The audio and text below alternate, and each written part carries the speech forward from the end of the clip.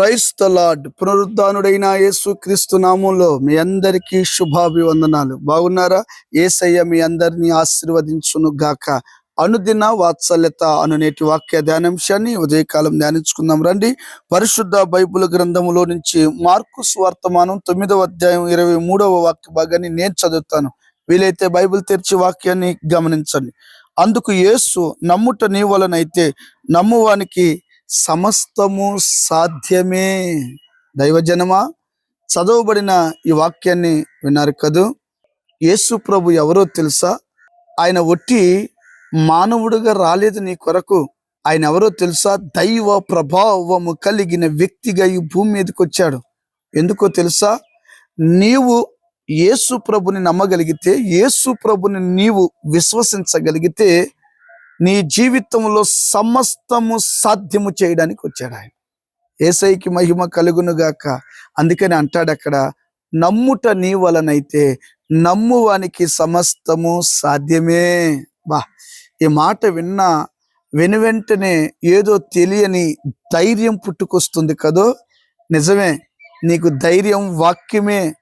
ఎవరి మాట ద్వారా ధైర్యం కలగదు, ఎవరి ద్వారా నీకు ఆనందం కలగదు, ఎవరి ద్వారా నీ కరువు కష్టాలు తీరవు. నేను ప్రకటిస్తున్న యేసు ప్రభు ద్వారానే ఘనమైన కార్యాలు జరుగుతాయి. ఆమెన్. అయితే ఇక్కడ జరిగిన సందర్భం మీరు ఎరుగుదురు కదా. ఒక మోగదయ్యం బట్టిన కుమారుని యేసు ప్రభు దగ్గర తీసుకొచ్చాడు. ప్రభుకి ఈ విషయాన్ని చెప్పగానే, నేను వచ్చి ప్రార్థన చేస్తానంటే, వద్దయ్యా, మీరు మాట మాత్రమే సెలవిస్తే చాలు, వాడు బాగైపోతాడని. ఆశ్చర్యం కలిగింది యేసు ప్రభుకి. యేసు ప్రభు అడిగాడు, నేను ఈ కార్యం చేయగలనని నువ్వు నమ్ముతున్నావా అని. అప్పుడు ఆయన అంటాడు, అయ్యా, నేను నమ్ముతున్నాను, ఒకవేళ నాలో అపనమ్మకం ఏమైనా ఉంటే తీసివేయండి అయ్యా అని చాలా జాలితో వినయంతో యేసు ప్రభుకి ఆ తండ్రి విజ్ఞాపన చేశాడు. ఆ మాట వెంటనే ఆ చిన్నవాడిని పిలిచి, అపవిత్రమైన దురాత్మ విడిచి పో అన్నాడు. వెంటనే వాడిని విడిచి వెళ్ళిపోయింది ఆ మోగదయ్యం. వాడు చక్కగా లేచి నడవటం, మాట్లాడటం ఆ చుట్టూతో ఉన్న ప్రజలందరూ చూసి ఆశ్చర్యపోయారు. దైవజనమా, నమ్మగలుగుతున్నావా నా యేసుని? నమ్మగలుగుతున్నావా నా ప్రభుని? నమ్మగలుగుతున్నావా జీవవాక్యాన్ని? నమ్మగలుగుతున్నావా ఆయన సన్నిధి ప్రభావాన్ని? నమ్ముట నీ వలనైతే సమస్తము సాధ్యమే. దేవునికి స్తోత్రము కలుగును గాక. ఒక విషయాన్ని మీకు జ్ఞాపకం చేయాలనుకుంటున్నాను దైవజనమా.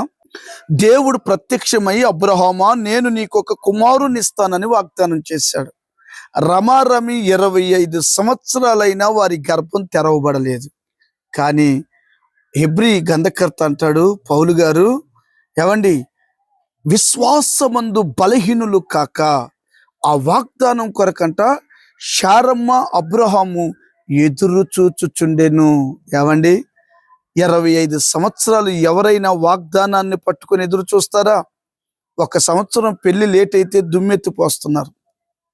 10 నెలలు మందిరానికి వచ్చి ఒక కార్యం జరగకపోతే అసలు దేవుడు అనేవాడు ఉన్నాడా అని ప్రశ్నిస్తున్నారు. ఈ రోజున సేవ చేస్తున్న నేనైనా, వాక్యం వింటున్న మీరైనా, ఈ భూప్రపంచంలో ఎవరైనా ఏదో ఒక వింత అద్భుతం జరగకపోతే నమ్మలేని స్థితిలో ఉన్నారు. ఏవండి, 25 సంవత్సరాలు సైలెంట్ అయిపోయాడు దేవుడు అబ్రహాములో. పోనీ అబ్రహాములు అంటే మాట్లాడాడు, శారంతో ఏమని మాట్లాడా? కానీ శారము కూడా తన భర్త దేవుని యందు నమ్మకం ఉంచింది. ఎంత గొప్ప విషయమో కదా. దేవుడు మర్చిపోవుటకు అన్యాయస్తుడు కాదు అన్నట్లుగానే వాగ్దానం చేసిన వాడు నమ్మదగిన వాడు గనుక నమ్మిన బిడ్డలను ఎప్పుడు చేయి విడిచిపెట్టడు. శారా గర్భాన్ని తెరిచాడు. వాళ్ళు నమ్మారు కదండి. 100 సంవత్సరాల వయసులో నడవలేని స్థితిలో ఒక చక్కటి గర్భఫలం ఇస్తే, ఏవండి, ఒక కుమారుని కంది. అతనికి ఇస్సాకు అని పేరు పెట్టింది. ఇస్సాకు అనగా నవ్వు. నమ్మగలిగితే నీ నోటి నిండా నవ్వును నా దేవుడు పుట్టించునుగాక. తల్ల వంచండి, చిన్న ప్రార్థన. ప్రేమ కలిగిన మహాపరిశుద్ధుడు అయిన తండ్రి, నమ్మలేని వారందరికీ వాక్యం ద్వారా నమ్మకాన్ని పుట్టించి వారి జీవితంలో జరగవు అన్న కార్యాలు సాధ్యము చేయమని యేసు నామమున అడిగి పొందినాము తండ్రి. Amen. Thank you. God bless you. దేవుడు మీ అందరినీ దీవించును గాక. ఏవండి, ఒక మాట, ఈ వాత్సల్యత వింటున్నారు కదూ, అనేకులకు షేర్ చేయండి, తెలియపరచండి. యేసయ్య కృప మీకు తోడుండును గాక. ఆమేన్.